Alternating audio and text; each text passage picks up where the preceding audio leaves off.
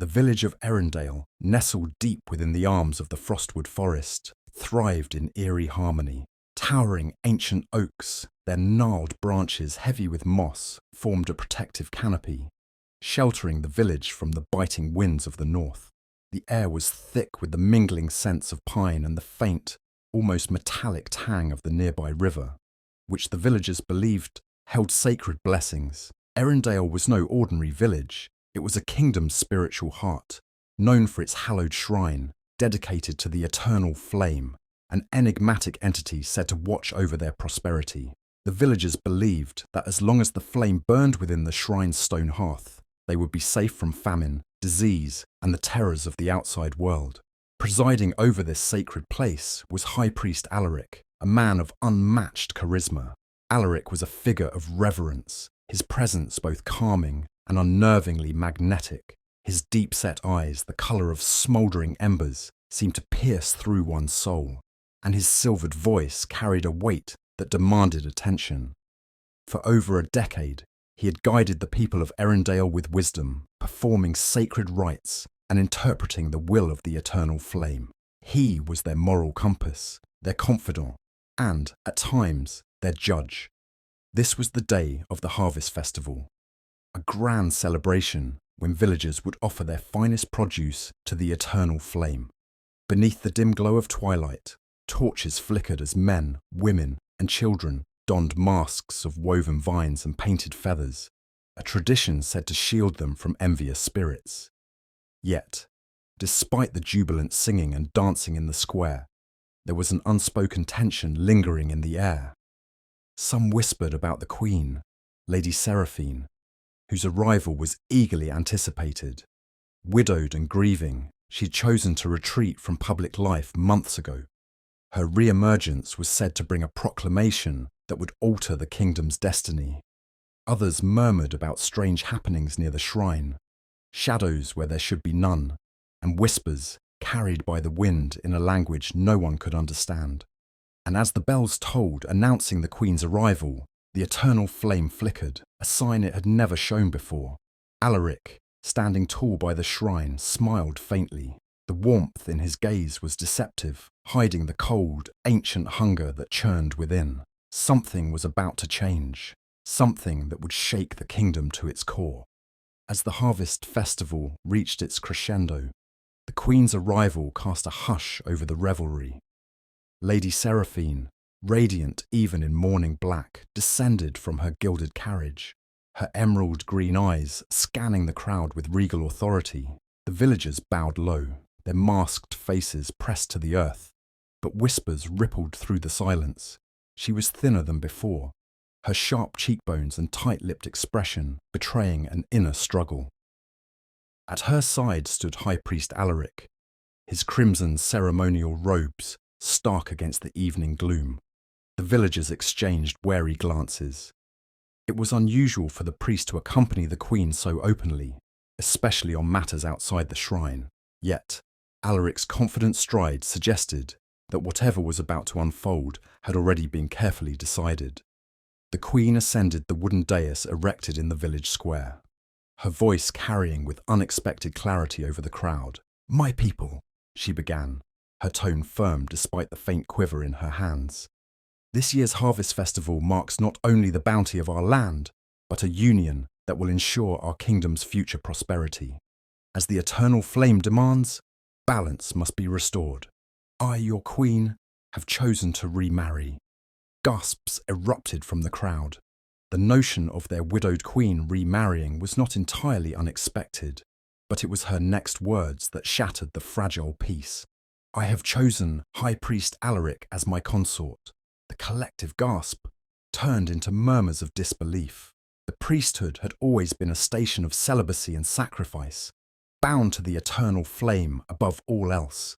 This union was not just unconventional, it was blasphemous. From within the crowd, an elderly woman, her voice trembling with rage, spoke up. "But the sacred vows! How can the flame bless this union? How can this be its will?" Alaric stepped forward, silencing the dissent with a raised hand. His voice, calm yet commanding, carried an eerie authority. "The eternal flame has spoken," he declared. It seeks harmony between the sacred and the sovereign.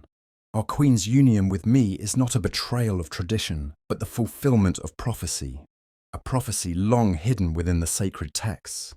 He raised an ancient scroll. Its edges frayed and ink faded with time. The villagers craned their necks as he began to read passages in a guttural, unfamiliar tongue. The words twisted through the air like living things, and those closest to the dais swore they felt the ground tremble beneath them. At first, there was silence. Then came the whispers, soft, indistinct voices that seemed to emanate from the very air.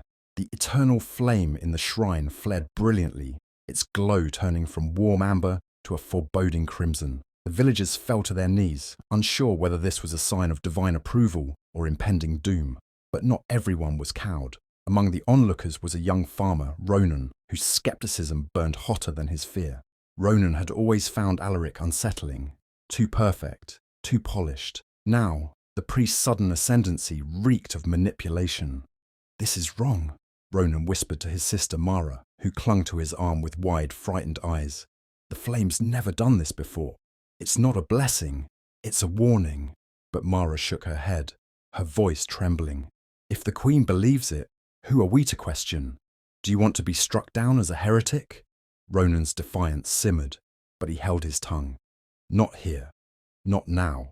The ceremony ended with Alaric taking the Queen's hand and leading her toward the shrine for a private blessing.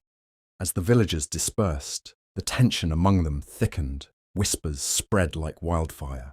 Some believed the union was divinely ordained. Others feared the priest was manipulating the Queen and the flame itself. In the hours that followed, strange things began to unfold. The once placid river ran murky with a black, viscous substance that stained the nets of the fishermen. Livestock grew restless, their eyes wide and rolling as though they sensed an unseen predator.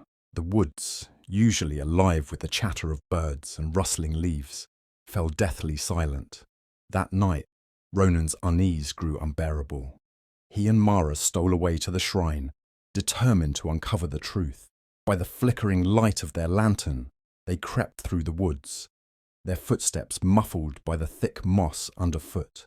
As they neared the shrine, they froze. Alaric was there, standing alone before the eternal flame. His robes had been discarded, and his form seemed to shimmer in the firelight, his shadows stretching unnaturally, shifting into grotesque shapes that defied explanation. Ronan clutched Mara's hand, his heart pounding in his chest. "Do you see that?" he hissed. But Mara couldn't respond. Her eyes were fixed on Alaric as he began to chant in the same guttural language he had spoken earlier. The flame roared higher, its crimson light illuminating his face. For the first time, they saw the truth. His eyes burned with an unholy fire, his skin seemed to ripple like molten wax, and his mouth stretched into a grin too wide for a human face. This was no man. This was something else entirely. Mara gasped, and the sound betrayed their presence. Alaric's head snapped toward them, his fiery eyes locking onto theirs. "Children," he said, his voice dripping with a predatory sweetness. "The flame reveals all. What do you seek in the dark?" Ronan's courage faltered, but he stood his ground. "The truth. You're no priest. You're something else." Alaric chuckled, a sound that sent shivers down their spines. "Brave, but foolish. The truth, young one, is more than you can bear." With a wave of his hand, the shadows surged toward them, engulfing the siblings in darkness. Their screams echoed into the night, swallowed by the silent woods. By dawn, only Mara returned to the village. She bore no memory of what had transpired, only the vague sense that something unspeakable had taken root in Erindale, something that could not be undone. The village of Erindale was no stranger to whispers, but after the Queen's announcement and the unsettling events that followed, those whispers turned into a storm. The air carried an undercurrent of fear, and each villager bore it differently, some in silence, others in restless gossip. Ronan's sister Mara, the only one to return from their fateful encounter at the shrine, had become a hollow shell of herself. She stared vacantly at the flickering fire in their modest home, her hands trembling as though perpetually chilled. Ronan, however, could not let it rest. He spent his days probing the elders, and his nights scouring old texts in the abandoned library for any hint of what Alaric truly was. One evening, Elder Thalos, the village's aging historian, hesitated before sharing a guarded truth with Ronan. Long ago, Thalos began in a low voice, there were stories of a shade priest, a being that walked among us, wearing a man's face, but driven by unspeakable hunger. They say such beings could bend the eternal flame to their will, twisting its light to serve their darkness. But no records remain, only fragments in the tales of the oldest families. Ronan's blood ran cold. And what happened to them? The shade priests? Thalos sighed, his gnarled fingers clutching a tattered amulet around his neck. They vanished, lad, or so we believed. Perhaps their hunger was too great, or perhaps... He hesitated, his voice dropping further. They never left at all. This revelation set Ronan on edge. That night, he confided in Ellen, a childhood friend who had recently taken over as the village healer. Known for her sharp intellect and unshakable resolve, Ellen agreed to investigate. I've been treating Mara, Ronan, she said softly, brushing strands of dark hair from her face. She doesn't speak, but her pulse quickens every time she hears the name Alaric. Something broke her that night. If we want to fight this, we need proof, real proof. Meanwhile, the village began to fracture. Some saw Alaric's union with the Queen as a divine act, a sign that their land was destined for greatness. These villagers, emboldened by their faith, started donning crimson ribbons, the colour of the priest's robes, and declaring their loyalty to the Queen's vision. But others grew wary. The fields, once fertile, now bore crops that withered before harvest. The livestock's unease had turned into outright rebellion. Herds broke free from their enclosures, vanishing into the dark woods. The elders, who had lived through generations of hardship, muttered warnings about omens that were ignored at great peril. Among the growing dissenters was Garrick, the village blacksmith. Known for his booming voice and protective nature, he was the first to organise a secret council of villagers who questioned Alaric's true intentions. The Queen may have chosen him, Garrick growled during one meeting, but this priest doesn't belong here. The flame burns red now, not golden. That's no blessing. It's a curse. We must act before it's too late. But unity was fleeting. Aeneas, a merchant who had prospered since Alaric's arrival, argued fiercely against Garrick. How dare you question the Queen's will? She snapped, her voice sharp and commanding. Our crops failed before, and the priest brought rain. Do you think rebellion will save us? Perhaps you'd rather invite the flame's wrath upon us all. The council splintered into factions, each accusing the other of blind loyalty or reckless heresy. The tensions seeped into daily life. Neighbours who once shared bread now exchanged distrustful glances, and even the children played games of priests and rebels in the dusty streets, mimicking their parents' arguments. At the heart of it all, Queen Seraphine grew increasingly secluded. Those closest to her noticed changes. Her once vibrant eyes had dimmed, her skin paled, and she spoke only in cryptic riddles when pressed about her decision to marry Alaric. She rarely appeared in public, leaving the high priest to act as the face of the monarchy. Behind closed doors, Seraphine began hearing whispers that seemed to emanate from the palace walls. At first, she dismissed them as stress-induced illusions, but their frequency grew. They spoke of betrayal, doom, and her kingdom's ruin. She tried to confide in Alaric, but his reassurances felt cold, rehearsed. One night, she awoke to find herself standing before a mirror in her chambers, her hands covered in ash. She couldn't recall how she'd gotten there. Behind her reflection, she thought she saw Alaric's shadow flicker unnaturally. Driven by unease, Ellen uncovered an ancient tome hidden beneath the floorboards of the healer's hut. Its pages were brittle, its script written in a language she couldn't decipher, but its illustrations were haunting. One depicted a robed figure surrounded by flames that twisted into screaming faces. Another showed a creature, its skin cracked and molten, emerging from the body of a man. Taking the tome to Ronan, the two realised they needed to act quickly. That night, they ventured into the abandoned shrine's lower chambers, long sealed off after an earthquake rendered them unstable years ago. There, among crumbled stone and faded murals, they found evidence that the shrine had once been dedicated not to the eternal flame, but to something far darker.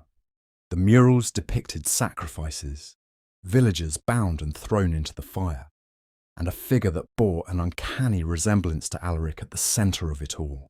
Before they could make sense of what they had uncovered, they heard footsteps above. Hiding in the shadows, they watched as Alaric descended the stairs, his shadow flickering like living flames. He carried an ornate dagger, its blade inscribed with symbols that seemed to glow faintly in the darkness. Alaric began to chant in the same guttural language Ronan had heard before. The air grew heavy, and the shadows on the walls coalesced into grotesque, writhing forms. Ronan's breath caught as he whispered to Ellen, "He's summoning something." But before they could retreat, Alaric paused, his head tilting slightly. "Who's there?" he called, his voice low and menacing. The next morning, the village awoke to find that the eternal flame had extinguished. This had never happened before, not even in the darkest of winters. Panic swept through Erindale like wildfire. The Queen emerged briefly, her face pale and her hands trembling as she reassured the people that the flame's light would return. But her words rang hollow, and even the most devout began to doubt. From the shadows, Alaric watched the chaos unfold, a small, satisfied smile tugging at the corners of his mouth. As the villagers debated their next course of action, Ronan and Ellen knew one thing for certain. They had to stop Alaric before his plans reached fruition. But what hope did they have against a being that seemed to command the shadows themselves? Their only clue lay in the ancient tome Ellen had discovered. And so, as the village teetered on the edge of collapse, the two embarked on a desperate quest to decipher the text and uncover the truth. The cost, they feared, would be more than they were prepared to pay. The village of Erindale stood on the brink of chaos. The eternal flames extinguishing had shaken the foundation of their beliefs, dividing the people into two factions, those who clung to Alaric's promises of renewal and those who feared his dark intentions. In the eerie quiet of the pre-dawn hours, Ronan and Ellen stood in the depths of the abandoned shrine, the ancient tome spread before them, their makeshift lantern casting flickering light on its cryptic pages. Ellen had spent the night decoding the symbols with the help of an old cipher Thalos had reluctantly shared. The tome revealed the truth. Alaric was no ordinary priest. He was a revenant, a vessel for an ancient demon bound to the eternal flame. The demon's power grew with the faith of its followers, and its ultimate goal was to consume the souls of the devout, plunging the village into eternal darkness. But there was hope. The tome spoke of a ritual that could sever Alaric's connection to the flame and banish the demon forever. The ritual required three things: a blade forged in the eternal flame's fire, the blood of the queen who had bound herself to the revenant, and the courage to face the demon in its true form. "We'll need the queen," Ronan said grimly, his voice steady despite the weight of the revelation. "She won't come willingly," Ellen replied. "Not while she's under his influence." Their discussion was cut short by the sound of footsteps echoing through the shrine. They barely had time to extinguish the lantern before a group of Alaric's followers descended, their faces shadowed, but their devotion clear in their whispered prayers. Ronan and Ellen pressed themselves into a narrow crevice, holding their breath as the followers passed by, chanting ominously. With no time to lose, Ronan and Ellen split up. Ronan would confront the queen, while Ellen prepared the ritual in the hidden chamber beneath the shrine. They knew this was a desperate gamble, but the alternative, allowing Alaric to complete his dark ascension, was unthinkable. Ronan slipped into the palace through an unguarded servant's entrance. The once bustling corridors were eerily silent, the air heavy with an unnatural chill. He found Queen Seraphine in the great hall, sitting alone on her throne, her hands clasped tightly around a blood-red rose that seemed to pulse with its own faint light. "My queen," Ronan said, stepping cautiously into the room. "I need to speak with you." She turned to him, her eyes glassy, her expression distant. "Ronan," she murmured, her voice thin and brittle. "Why do you disturb me?" "Because your people are in danger," Ronan said, his voice urgent. "You are in danger. Alaric isn't who he claims to be. He's a demon, and he's using you to—" "Enough!" she snapped, her voice suddenly sharp. Rising to her feet, she seemed to tower over him, her presence imposing despite her frailty. "You dare accuse my husband, the saviour of Erindale?" "He's no saviour," Ronan countered, stepping closer. "He's the one who extinguished the flame. He's feeding off your people's faith, off your faith. I've seen the proof. And deep down, you felt it too, haven't you?" For a moment, her expression faltered. A flicker of doubt crossed her face, but it was quickly replaced by cold resolve. "Leave me, Ronan, before I have you imprisoned for treason."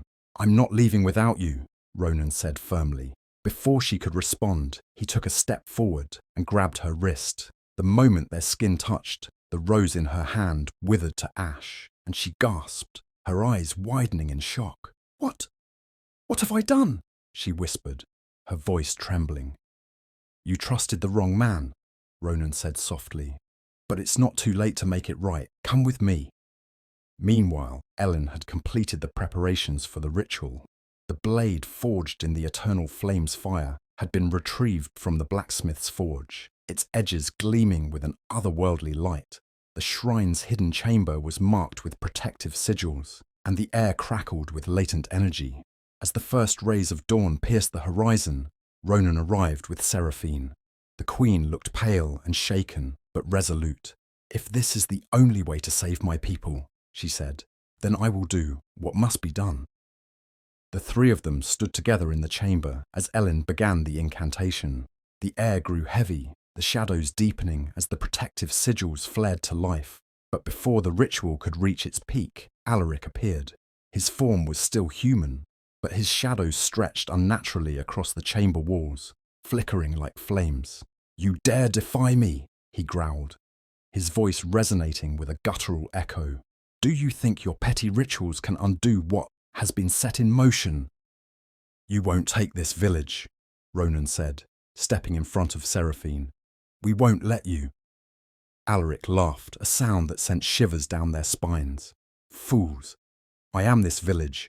Their faith is mine to command, and now, so is their queen." With a flick of his wrist, he sent Ronan and Ellen hurtling backward, their bodies slamming into the chamber walls. He turned to Seraphine, his eyes glowing with a malevolent light. "Come to me, my love," he said, his voice a sickly sweet caress. But Seraphine didn't move. Instead, she raised the ceremonial blade, her hands steady despite the tears streaming down her face. "You used me," she said, her voice filled with equal parts sorrow and fury. "You used all of us, and I won't let you win." Alaric roared, his human facade melting away to reveal his true form, a towering creature of molten fire and twisted shadows, its eyes like burning coals. The chamber shook as he lunged toward Seraphine. Ellen, regaining her footing, resumed the incantation, her voice rising above the chaos. The sigils on the floor flared brighter, trapping Alaric within their glowing circle. "Now, Seraphine!" Ellen shouted. With a cry of defiance, Seraphine drove the blade into Alaric's chest. The demon let out a deafening scream as the protective sigils pulsed, pulling him into their light. For a moment it seemed as though the entire world stood still. Then, with a blinding flash, the chamber was filled with searing light, and Alaric was gone.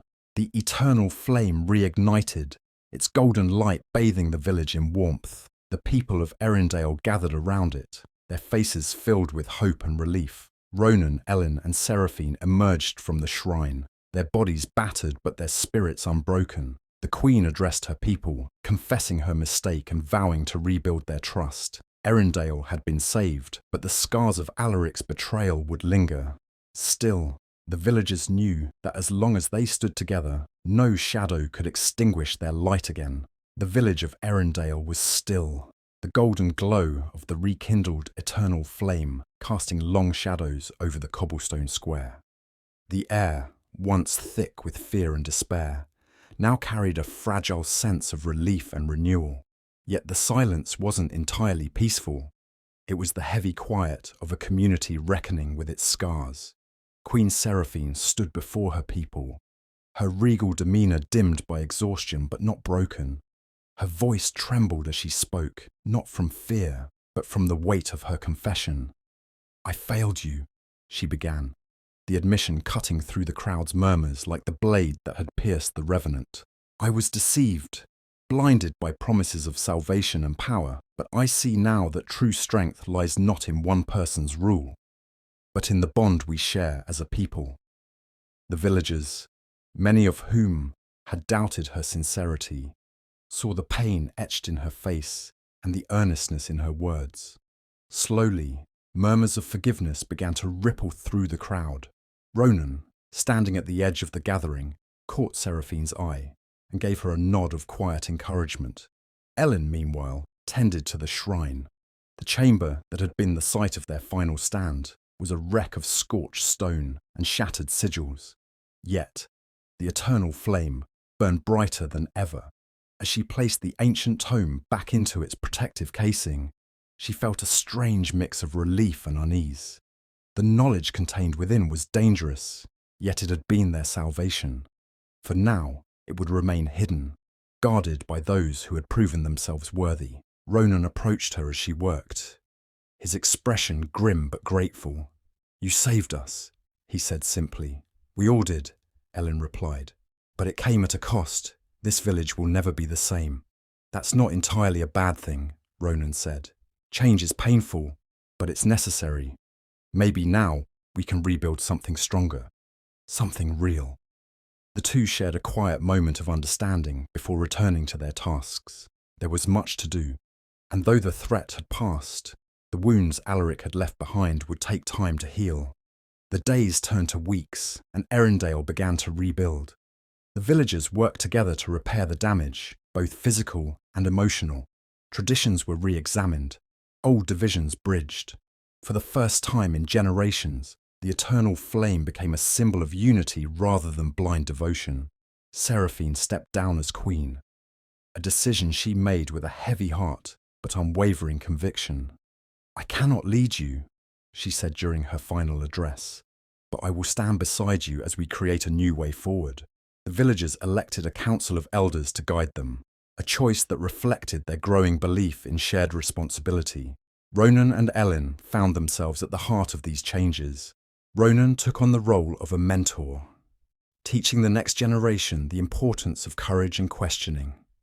Ellen became the village's historian and caretaker of the shrine, ensuring the lessons of their ordeal would not be forgotten. Despite their progress, not everything was resolved. Some villagers whispered of strange dreams, shadows lingering at the edge of their vision. The scars left by Alaric's deception ran deep, and trust, once broken, was slow to mend. On the edge of the village, the blackened ruins of Alaric's chapel remained untouched. It served as a stark reminder of the dangers of blind faith and unchecked power. Yet, amid the rubble, new life began to sprout. Wildflowers growing where darkness had once thrived. It was a small but powerful sign of hope. As the seasons changed, Erindale transformed. The village was no longer a place of blind devotion, but of questioning minds and open hearts. The eternal flame, once a source of fear, became a beacon of resilience.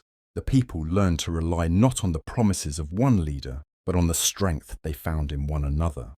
One evening, as the sun dipped below the horizon, Ronan and Ellen stood by the flame, its light dancing in their eyes.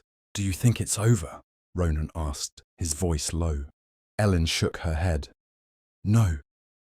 The world is never without its shadows, but we've learned how to face them." They stood in silence, watching as the flame flickered, steady and unyielding. In the distance, the faint hum of laughter and music drifted from the village square, a sign that life, though changed, continued. The past lingered, its lessons etched into the hearts of those who had survived, but the future stretched out before them, unknown and full of promise. And as the flame burned on, its golden light a testament to their resilience, Erindale stood ready to face whatever came next. In the quiet of the night, a lone voice whispered a prayer, not to a deity, but to the strength of the people. And in the light of the eternal flame, the shadows began to fade.